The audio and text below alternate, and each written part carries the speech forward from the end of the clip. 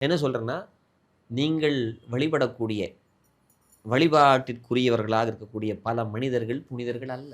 ம். லாப நஷ்ட கணக்கு பார்த்து விட்டால் அவர்கள் எப்படி துறவியாகிறார்கள்?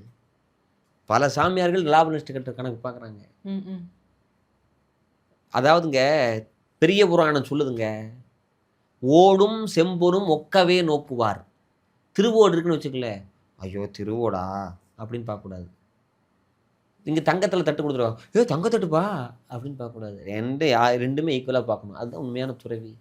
இன்றைக்கு துறவிகள் பல பேர் நான் இந்த YouTubeலலாம் பார்க்குறோம்ல, Instagram இதுலலாம் பார்க்குறோம். சில மார்க்கெட்டிங்.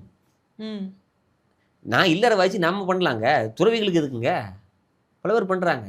நான் யாருன்னுலாம் சொல்ல விரும்பல. பூஜை பண்ணா ஒரு ஒரு சாமிக்கு பூஜை பண்றாங்கன்னு வச்சுக்கங்களேன், சாமி சிரிக்கணும். அது ஒரு குழந்தை மாரி நம்ம ஒரு ஒரு வயசு குழந்தைய குளிப்பாட்டுறதுக்கு எவ்வளோ சிரத்தை எடுத்து பண்ணுவோம்.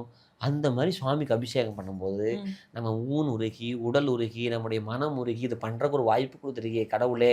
நான் எல்லாம் எங்கேயோ ஒரு பக்கம் தெருவுல நிக்க வேண்டியவன என்ன கருவறைக்குள்ள விட்டுருக்கியே கடவுளேன்னு ஒரு கண் கரைந்து அப்படியே பண்ணணும்.